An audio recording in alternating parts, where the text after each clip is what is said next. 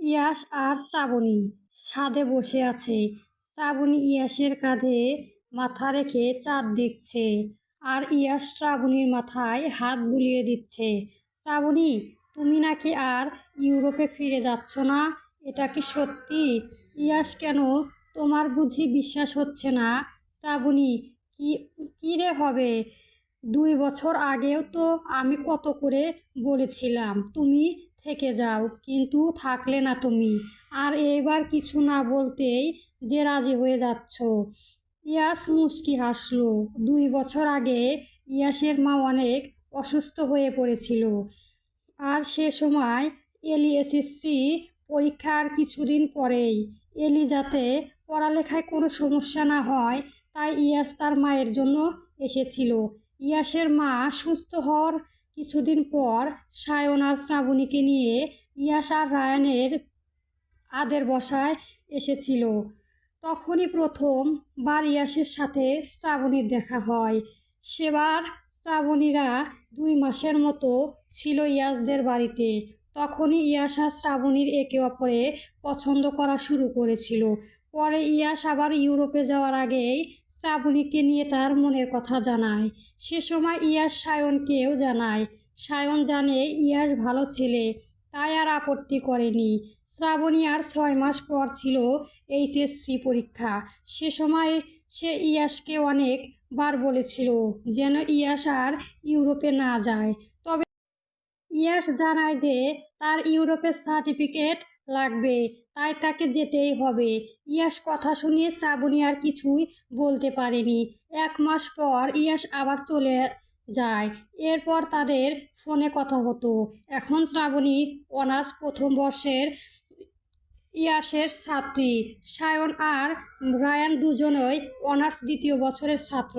আগের কথাগুলো মনে করছিল ইয়াস আর শ্রাবণী। এত দূর থেকে তাদের সম্পর্ক চালিয়ে যাওয়ার কম কষ্ট ছিল না, তবে আর পেরেছে। এখন ইয়াসের বিজনেসে ঠিকভাবে দাঁড়ালেই ইয়াস শ্রাবণীকে বিয়ে করবে। ইয়াস, শ্রাবণী, তুমি আমায় কেন ভালোবাসো? শ্রাবণী, মানে ইয়াস, মনে সবাই তো কাউকে কিছু না কিছু জন্য ভালোবাসে। তুমি কেন আমায় ভালোবাসলে? শ্রাবণী, তুমি শুনবে আমি তোমায় কেন ভালোবাসি। ইয়াস, শোনো, বলতেই তো জিজ্ঞেস করেছিলে। শ্রাবণী হেসে হেসে বলে, তোমার বাবার টাকা দেখে ভালোবেসেছি, বুঝলে? ইয়াস, মজা করো না তো, সত্যি জানতে চাই। আমি যেমন তোমার সুন্দর ব্যবহারের জন্য তোমার প্রেমে পড়েছিলাম, তুমিও নিশ্চয় কিছু লক্ষ্য করে ভালোবেসেছো।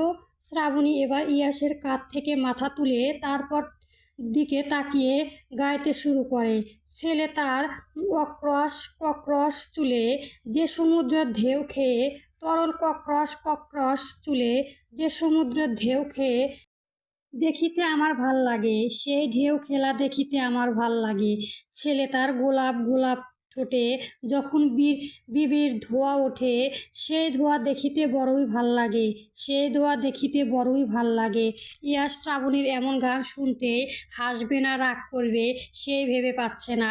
সে কিছু বলতে ভাবছিল, তার আগে শ্রাবণী আবার গায়। হাতে বলা গলায় মালা, কানে দিয়ে দুল, বুক খোলা শার্ট পরিয়া, পকেটের নাও ফুল, মোরগের মাথার মতো কাটিং মারো চুল, বন্ধু হয় ম্যানহোলের ঢাকনার মতো হাতের পরের ঘড়ি, পকেটে থাকে না তোমার কোনো কানাকড়ি, গলায় ছেঁড়া মুরগির মতো গোফের মারো কাঠ কাঠ বন্ধু হে। ছেলে তল প্রেমে পড়ার কারণ যে শ্যামলা শ্যামলা বরণ, তার প্রেমে পড়ার কারণ সে শ্যামলা শ্যামলা বরণ, সেই শ্যামলা গায়ের কালো দাড়ি ভাল লাগে, সেই শ্যামলা গায়ের কালো দাড়ি ভাল লাগে।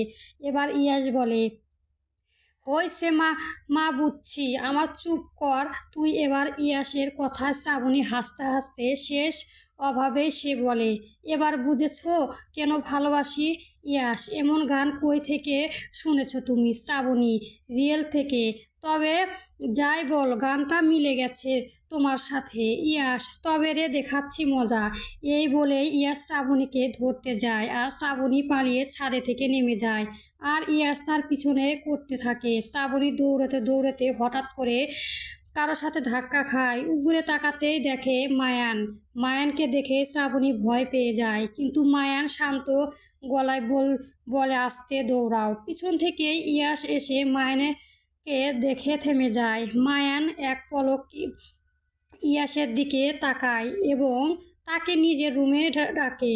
ইয়াশ মাথা চুলকিয়ে শ্রাবণীর দিকে তাকিয়ে মায়ানের রুমে চলে যায়। ইয়াশ রুমে আসতে দেখে মায়ান সোফায় বসে আছে। মায়ান ইয়াশকে সোফায় বসতে বলে। ইয়াশ গিয়ে মায়ানের সাথে বসে। ইয়াশ, কিছু বলবে ভাইয়া? মায়ান, তোর বোন কাকে পছন্দ করে? ইয়াশ। মায়ানের এমন প্রশ্ন শুনে ইয়াশ চমকে যায়। ইয়াশ জানে যে এলি একটা ছেলেকে 4 বছর যাবৎ পছন্দ করে। ছেলেটা তাদের বাসার পাশেই থাকতো। এলি 2-3 বার দেখেছে। এই যা। পরে ছেলেটা অন্য জায়গায় বলে যায়, কিন্তু পরে এলি ছেলেটাকে ফেসবুকে পেয়ে যায়। ছেলেটা তাকে ফ্রেন্ড রিকোয়েস্ট পাঠায়। এলি অ্যাকসেপ্ট করেছিল। সেদিন থেকে কথা শুরু ওদের। তারপর আস্তে আস্তে কলেও কথা হতো। বলতে গেলে প্রায় প্রতিদিনই কথা হতো। এভাবে 6 মাস ওদের মাঝে কথা হয়েছে। তারপর ছেলেটা এলিকে প্রতিদিন মেসেজ করতো না, কিন্তু এলি মেসেজ দিলেই সে কথা বলতো। 2 থেকে 4 ঘন্টা করেও কথা বলতো। তারপর থেকে ওদের আর প্রতিদিন কথা হতো না। মাঝে মাঝে ছেলেটা নক করতো, মাঝে মাঝে এলি। এভাবেই এলি ছেলেকে পছন্দ করে ফেলেছিল। ছেলেটা অনেক ভালো। ইয়াশ নিজেই ছেলেটার খবর নিয়েছিল এলির বলার পর। এলি সব সময় খেয়াল রাখতো ছেলেটার। তার মন খারাপ হলে তার মন ভালো করতো। এলি একাকিত্বর ছেলেটার একমাত্র সঙ্গী হয়ে ওঠে। ছেলেটার এলির অনুভূতি সম্পর্কে বুঝে গিয়েছিল, তাই সে এলিকে সাবধান করেছিল। কিন্তু এলি ততদিনে ছেলের প্রেমে হাবুডুবু খাচ্ছে। কিন্তু এলি এমন অবস্থা দেখেও ছেলেটা তাকে কখনো অবহেলা করেনি। অন্য কেউ হলে হয়তো ইগনোর করা শুরু করতো। এভাবেই আদের গত 4 বছর যাবৎ কথা চলেছে। তবে ছেলেটা একটা মেয়ের সাথে প্রেম করেছিল। সে মেয়ে তার সাথে চিট করে, তাই তো সে আর কোনো প্রেমের সম্পর্কে জড়াতে চায় না। ছেলেটার নাম আয়ুষ। ইয়া এর সময় বয়সী সে। ইয়াশ আয়ুষের ব্যাপারে যখন এলির কাছে জানতে পারে, তখন থেকে ইয়াশ এলিকে অনুভূতি থেকে বের হতে বলেছিল। তবে এলি পারছে না এখন। এলি সেই ছেলের অপেক্ষাতেই আছে। আয়ুষের সাথে এলির মাঝে মাঝে মেসেজ এবং কলে কথা হয়। এই ছেলে এলির মন ভালো করার ঔষধ। এলির মন খারাপ হলেই সে আয়ুষের সাথে সব শেয়ার করে। ইয়াশের পর আয়ুষই একমাত্র ছেলে যার সাথে এলি এতটাই ফ্রি এবং মিশুক। কিন্তু প্রশ্ন হচ্ছে, আয়ুষের ব্যাপারে এলি আর ইয়াশ ছাড়া কেউ জানে না। তবে মায়ান কি করে জানলো? ইয়াশের এভাবে চুপ থাকা দেখে মায়ান ভ্রু কুঁচকে ফেলে। সে আবার প্রশ্ন করে, কি চুপ করে আছিস কেন? মায়ানের কথায় ইয়াশের হুঁশ ফেরে। সে মায়ানের দিকে তাকায় এবং মায়ানকে বলে, সব কিছু বলছো তুমি ভাইয়া? মায়ান, দেখ নাটক করিস না। এলিরা আমার নিজের বলেছে ও কাউকে পছন্দ করে। এখন কি তুই আমাকে বলবি যে এলিরা আসলে কাকে পছন্দ করে? মায়ানের কথায় ইয়াশ যেন আরো চমকালো। মায়ান কি বলেছে? এলি তাকে নিজে বলেছে। মায়ানের সাথে এলি কবে এত ভালো সম্পর্ক হলো যে এলি মায়ানকে এসব কথা বলছে? ইয়াশ আবার ভয়ানক পড়ে গেল। ইয়াশের আবার এভাবে চুপ করে দেখে মায়ান এবার বিরক্ত হয়। সে চ জাতীয় শব্দ করে ওঠে এবং একটু জোরে করেই বলে, ইয়াশ তো কানের উপর একটা থাপ্পড় দিব আমি। কি জিজ্ঞেস করেছি আমি? তুই উত্তর না দিয়ে এমন চুপ করে আছিস কেন? মায়ান এভাবে জোর বলায় ইয়াশ এবার বলে, মায়ান ভাই, আমি এ ব্যাপারে কিছুই জানি না। এলি যে কাউকে পছন্দ করে আমি এ বিষয়ে ঠিক কিছুই জানি না। ইয়াশের উত্তরে মায়ানের দিকে সন্ধিয়ান দৃষ্টিতে তাকায়, কিন্তু আর কিছুই বলে না। সে ইয়াশকে চলে যেতে বলে। ইয়াশ অনুমতি পেয়েই মায়ানের রুম থেকে বেরিয়ে যায়। বের হয়ে সে একটা লম্বা শ্বাস নেয়। এবার সে সরাসরি এলির রুমে গিয়ে পৌঁছায়। এলি তার টেবিলে বসে পড়েছিল। ইয়াস তার পাশে এসে খাটে বসে। এলি ইয়াসের দিকে তাকায়, তবে কিছুই বলে না। আবারও নিজের পড়ার মনোযোগ দেয়। ইয়াস তার দিকে সরচোখ করে তাকিয়ে থাকে এবং জিজ্ঞেস করে, তোর মায়ান ভাইয়ের সাথে এত ভালো সম্পর্ক কবে হলো এলি? ইয়াসের প্রশ্ন শুনে এলি তার পড়া থামিয়ে ইয়াসের দিকে ভ্রু কুঁচকে তাকিয়ে বলে, কি? ইয়াস বলছিল যে মায়ান ভাইয়ের সাথে তোর সম্পর্ক এত ভালো হলো কবে? এলি, ভাইয়া তোমারও কি মাথা খারাপ হয়ে গেল? মায়ান ভাইয়ের সাথে আবার আমার সম্পর্ক ভালো হবে কবে? ওনার সাথে তো আমার কথাই হয় না। ইয়াস, একদম মিথ্যা বলবি না বনু। আমি সব জানি যে ভাইয়ার সাথে তোর বেশ ভালো সম্পর্ক হয়েছে। এলি, ভাইয়া দেখো, এসব আবোল তাবোল বলে মাথা খারাপ করো না। যাও তো এখান থেকে, আমার পড়া আছে। ইয়াস, মায়ান ভাইয়া আয়ুষের ব্যাপারে কি করে জানলো? আয়ুষ? এর কথা শুনে এলির মাথা থমকায়। তার মনে পড়ে সেই দিন রাতের মায়ানের সেই কথায় কথায় সে যে কাউকে পছন্দ করে তা বলে দিয়েছিল। এবার এলি আবারও ইয়াসের দিকে তাকায়। ইয়াস এলির উত্তরের জন্য অপেক্ষা করছে। এলি এবার দীর্ঘ নিঃশ্বাস নিয়ে সে সেদিন রায়ানের ঘটনা থেকে শুরু করে মায়ানের এমন রিকুয়েশন সব কিছু ব্যাপারে একে একে বলে। ইয়াস এত কিছু শুনে আবার সে এর শেষ পর্যায়ে গিয়ে পৌঁছায়। রায়ান এলিকে পছন্দ করে। আবার মায়ানের এমন আজব ব্যবহারের কথা শুনে রায়ান তো মনে হচ্ছে মায়ানের এলিকে পছন্দ করে। যদি সত্যি এটা হয় তবে সর্বনাশ হয়েছে। এলি ইয়াসের এমন ব্যবহারের অবস্থা দেখে জিজ্ঞেস করে, কি ভাইয়া, কিছু বলো, এভাবে চুপ করে আছো কেন? ইয়াস এলির দিকে করুণ চোখে তাকিয়ে বলে, তুই কি জানিস পৃথিবীতে শেষ নেমে আসছে শীঘ্রই, কারণ চতুর্থ বিশ্বযুদ্ধ লাগতে যাচ্ছে। ইয়াসের মন অদ্ভুত কথা শুনে এলি বলে, কি সব বলছো? পৃথিবী শেষ হয়ে যাবে কেন? আর চতুর্থ বিশ্বযুদ্ধ কেন লাগবে? আর তৃতীয় বিশ্বযুদ্ধ আবার কবে হলো যে চতুর্থ হবে? ইয়াস এবার বলে, আরে তৃতীয় বিশ্বযুদ্ধ তো চলেই এলাম আপা, আর তেজস্বিতা আপার মধ্যে তো এবার লাগবে চতুর্থ বিশ্বযুদ্ধ। ইয়াসের এমন অজগবি কথা শুনে এলি তার চোখ মুখ কুঁচকে বলে ওঠে, আর এই চতুর্থ কার কার মাঝে হবে? ইয়াস, সে তুই বুঝবি না বনু, থাক তুই, আমি যাই। এই বলে ইয়াস চলে যায়। এলি ইয়াসের যাওয়ার দিকে তাকিয়ে রইল। কিছুক্ষণ শূন্য তাকিয়ে থেকে এলি আবার নিজের পড়ায় মনোযোগ দেওয়ার চেষ্টা করে। রাতে খাওয়ার টেবিলে সবাই বসেছে। মায়ানের কাছ থাকা সে সবার পরে আসে। এসে দেখে সে পুরো টেবিল আজ ভর্তি, শুধু এলির পাশে একটা চেয়ার ফাঁকা, আর একটা এলির বাবার পাশে। মায়ান গিয়ে এলির পাশে চেয়ারে বসে পড়ে।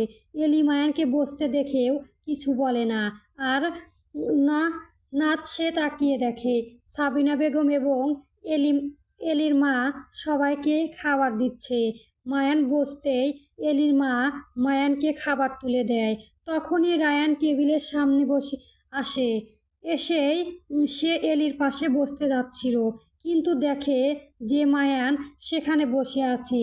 রায়ান ভ্রু কুঁচকে ফেলে কিছুটা রাগে চোখে মায়ান এবং এলির দিকে তাকায়। তখন এলির বাবা রায়ানকে তার পাশে বসতে বলে। রায়ান জোর সম্পূর্ণ হেসে এলির বাবার পাশে গিয়ে বসে।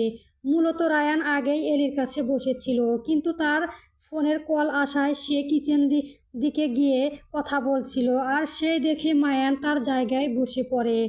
তা দেখা মাত্রই এত বেশি মেজাজ খারাপ হচ্ছিল রায়ানের যে সে তাড়াতাড়ি খাবার শুরু করে তা এখানে থাকতে ভালো লাগছে না। এদিকে পুরো বিষয়টা ইয়াস লক্ষ্য করছে। সে বিড়বিড় করে খেতে খেতে বলে, আল্লাহ তুমি বাঁচাও, এত তাড়াতাড়ি পৃথিবী শেষ করো না। আমি এখন আমার শ্রাবু বেবিকে বিয়ে করিনি, এলির সামনে বাটি থেকে শুটকি মাছের ভর্তা নেয় এবং খায়। মুখে নিতেই এলির মুখ লাল হয়ে যায়। সে ঝালে কাশতে শুরু করে। এলির কাশি দেখে মায়ান চট জলদি নিয়ে পানির গ্লাসটা এলিকে এগিয়ে দেয়। এলির এত ঝাল লেগেছিল যে সে কিছুই না ভেবেই পুরো পানি একবারে খেয়ে নেয়। পানি খেতেই এলি কিছুটা শান্ত হয় এবং মায়ানকে পানির গ্লাসটা ফেরত দেয়। মায়ান এলির দিকে তাকিয়ে গ্লাস নিতে নিতে গম্ভীর গলায় বলে, ঝাল খেতে যখন পারেন না তখন খান কেন? মায়ানের কথা শুনে এলি বলে, আমি জানতাম যে এত ঝাল হবে। মায়ান খাওয়ার আবার মনোযোগ দিয়ে বলে, গাধা। এলি তা শুনে আর চোখে মায়ানের দিকে তাকিয়ে আজ নিজের খাওয়ার ব্যস্ত হয়। আর এসব কিছু রায়ান দেখে তার গা রাগে পুরো জ্বলে যাচ্ছে। সে খাওয়া শেষ না করেই উঠে চলে যায়। রায়ান এভাবে চলে যাওয়া দেখে সাবিনা বেগম তাকে বেশ কয়েকবার ডাকেন।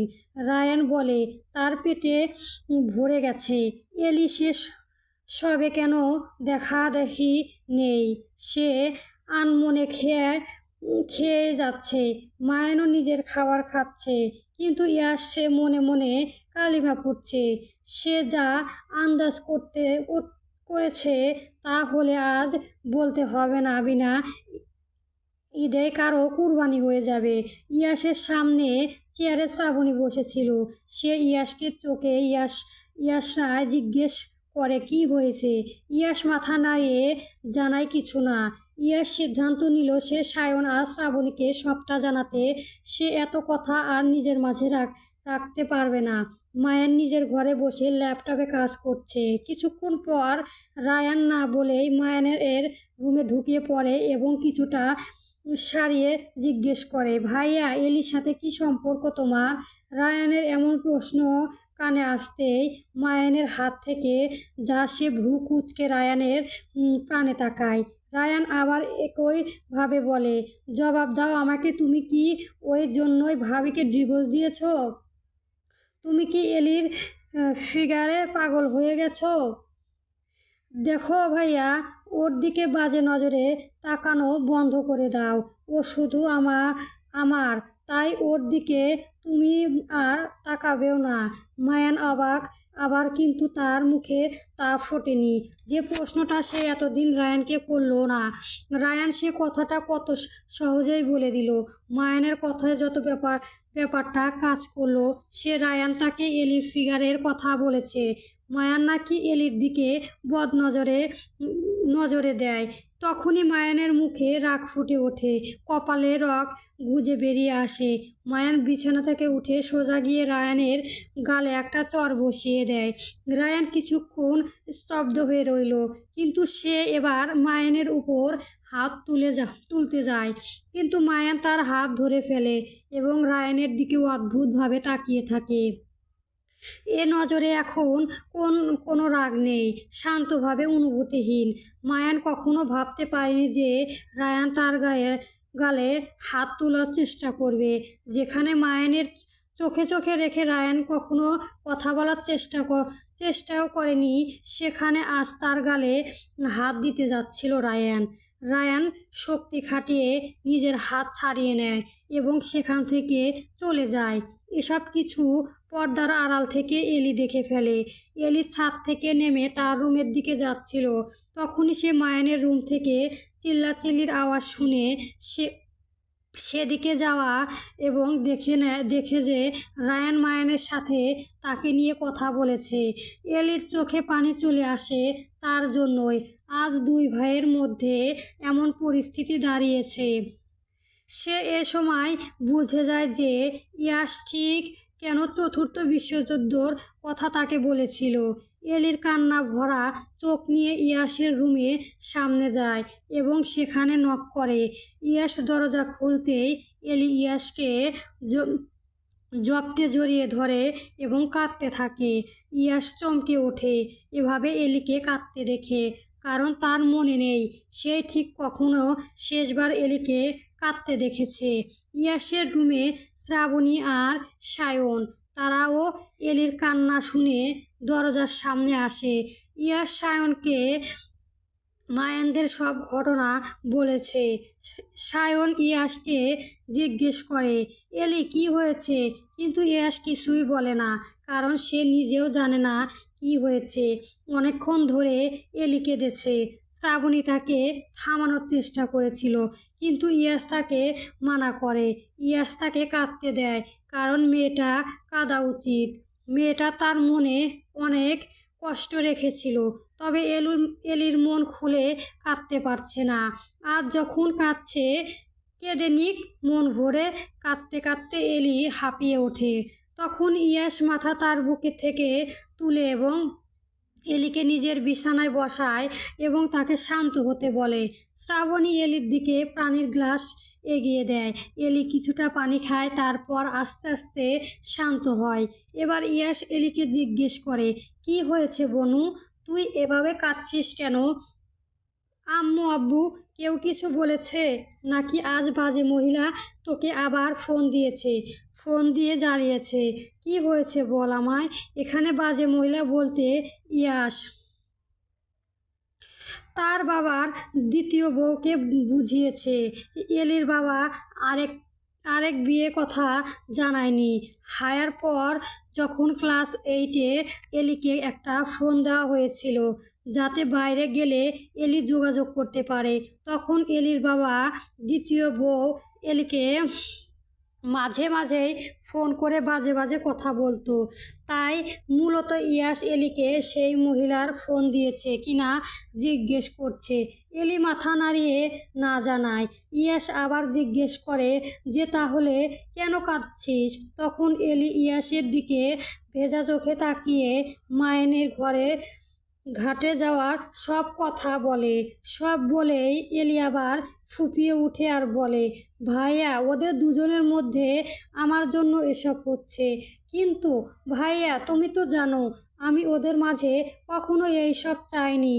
আমার তো অন্য কাউকে পছন্দ করি, অথচ ওরা দুজন ভাবছে যে আমি ওদের কাউকে পছন্দ করি। আমার জন্য ওদের দুজনের সম্পর্ক এভাবে নষ্ট হয়ে যাচ্ছে।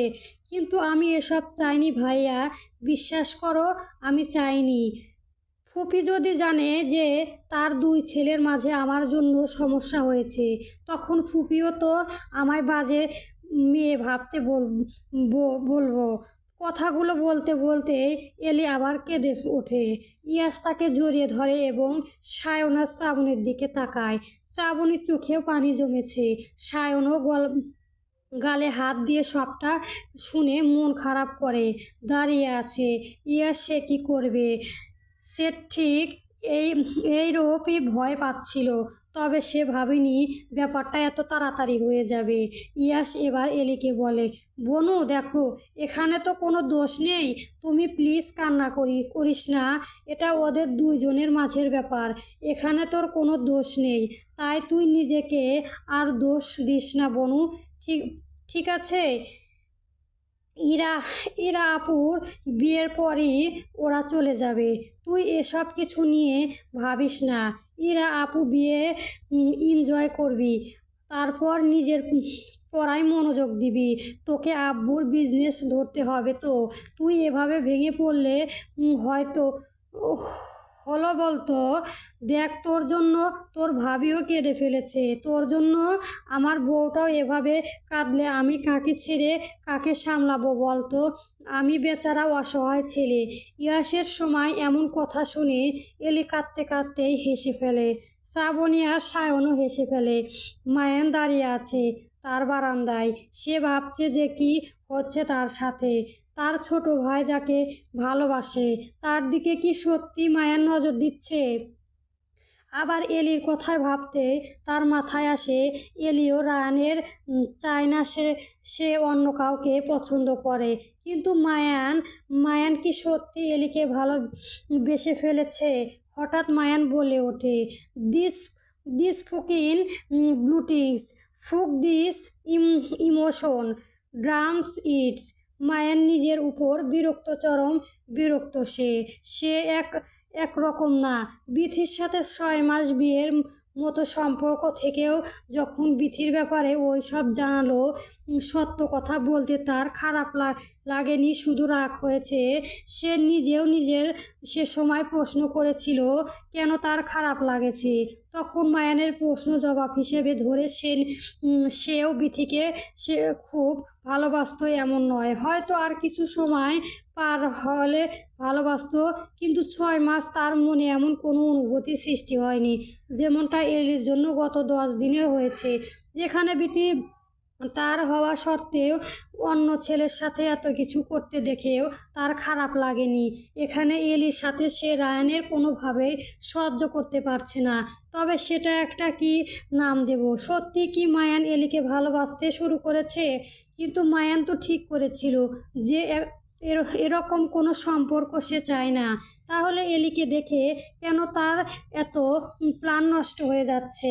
মাথায় ভালো। আর 5 দিন, পরশুদিনই ইরার বিয়ে, তারপর দিন রিসিপশন, এরপরই সে বাড়িতে চলে যাবে। আর তার 10 দিন পর সিডনি চলে যাবে। মূলত ইরার হবু হাজবেন্ড আদিবের বাড়ি ঢাকা, আর ইরাদের বাড়ি ঢাকা থেকে বেশ দূর, কিন্তু এলির বাড়ি আবিদের বাড়ির কাছাকাছি হওয়ার এলির বাবা সাবিনা বেগমের মায়ানের বাবাকে ইরার বিয়ে তাদের বাড়ি থেকে দিতে বলে, যাতে যাতায়াতের সুবিধা হয়। এই জন্যই মায়ানরা ইরার বিয়ে উপলক্ষে এলিদের বাড়িতে থাকেছে। রায়ান বিছানায় শুয়ে আছে তার ভাইয়ের রুমে। সে ঠিক করেছে তাই ভাবছে। তখন খাওয়া থেকে উঠে আসে পর রায়ান নিজেকে কোনোভাবেই শান্ত করতে পারছে না। রাগে তার মাথা খারাপ হয়ে গেছে, যার ফলে সে মায়ানের ঘরে অভাবে কথা ভাবছে। কিন্তু এখন যখন সব সে ভেবেছে, তার খারাপ লাগার পাল্লা বের চলেছে। মায়ান তার বড় ভাই হয়, আর মায়ান এলির বড় ভাই হয়। যদি এলির জায়গায় মিনির এমন হতো, তবে সেও নিজের একই কাজ করতো। তাহলে কেন সে মায়ান আর এলির বিষয়টা স্বাভাবিকভাবে নিতে পারছে না? সবচেয়ে বড় কথা, সে মায়ানের গায়ে হাত তুলতে যাচ্ছিল। আবার এলির ফিগার নিয়েও সে মায়ানকে বলেছে। রায়ান নিজে বলেছে, রায়ান তুই এটা কি করলি? নিজের আত্মগ্লানিতে ভুলতে থাকে রায়ান। রায়ান ঠিক করলো সে সকালে উঠে মায়ানকে সরি বলবে। পরের দিন সকাল থেকে সবাই নিজের কাজে ব্যস্ত হয়ে পড়ে, কারণ আগামীকালই ইরার বিয়ে অনেক কাজ থাকে। বড়রা থেকে ছোটরা সবাই নিজেদের দায়িত্ব পালনের ব্যস্ত। এর মাঝে রায়ান এলির সাথে বেশ কয়েকবার কথা বলার চেষ্টা করেছে, তবে এলি তাকে প্রতিবার এড়িয়ে চলেছে। পরে রায়ান এলিকে যখন আটকায়, তখন এলি রায়ানের কোনো কথা না শুনে বলে যে মায়ানের ঘরে কাল রাতে কি হয়েছিল তা এলি সব শুনেছে এবং দেখেছে।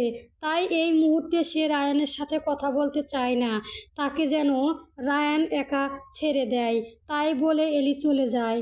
এলির কথা শুনে রায়ান স্থির সেখানে দাঁড়িয়ে থাকে। রায়ান ভাবে যে এলি সব শুনে ফেলেছে। এরপর সে আরেকবার গেছিল এলির কাছে সরি বলতে, তবে এলি শোনেনি। রায়ান আরও কিছু বলেনি, ভেবেছে যে বিষয়টা হয়ে যাক, পরে দেখা যাবে। ওই দিন মায়ান সেই দিন সারাদিন বাড়িতে ছিল না, বাইরের সব কাজ নিজেই করেছে, যাতে তাকে বাসায় না থাকতে হয়। সে চাইছে না এলি কিংবা রায়ানের মুখোমুখি হতে। সারাদিন পর রাত 11টায় মায়ান বাসায় ফিরে আসে, ফ্রেশ হয়ে রাতের খাবার খেয়ে নেয়। খাওয়া শেষে রায়ান বাতাস খাওয়ার জন্য এবং ছাদ দেখানোর জন্য যায় ছাদে। হাতে তার গিটার। মায়ান একটি চেয়ার পেতে বসে বেশ কিছুক্ষণ বসে সে চাঁদের দেখছে। তারপর গিটার হাতে নিয়ে সুর তোলে এবং গাইতে শুরু করে। টালমাটাল মনটা কিছু তোমায় বলতে চাই, বেসামাল ভাবনাগুলো তোমায় ছুঁতে চাই। টালমাটাল মনটা কিছু তোমায় বলতে চাই, বেসামাল ভাবনাগুলো তোমায় ছুঁতে চাই। আমি শুধু চেয়েছি তোমায়, আমি শুধু চেয়েছি তোমায়, আমি শুধু চেয়েছি তোমায়, আমি শুধু চেয়েছি তোমায়। না লেখা চিঠিগুলো মন পাহারায়, আমি শুধু চেয়েছি তোমায়, আমি শুধু চেয়েছি তোমায়, আমি শুধুই চেয়েছি তোমায়। কতদিন ভেবেছি শুধু দেখব যে তোমায়, মনে মনে বেনুবতী করে তোমায় দেখব। ক্লান্তহীন তুমি ছিলে আমার কল্পনায়, সে ছবি উঠল ভেসে চোখেরই পাতায়। মনে মনে বেনুবতী তোমায় আমি দেখিনি, কিন্তু যখনই তোমার কথা ভাবি এলির মুখটা ভেসে ওঠে। কিন্তু কেন? আমি শুধু চেয়েছি তোমায়, আমি শুধু চেয়েছি তোমায়, আমি শুধুই চেয়েছি তোমায়, আমি শুধুই চেয়েছি তোমায়। রাত দিন চেনা তুমি ছিলে অচেনা, অন্তহীন মনে হতো মিষ্টি যন্ত্রণা। সেই ব্যথা উঠল সেরে চোখেরই চাওয়ায়।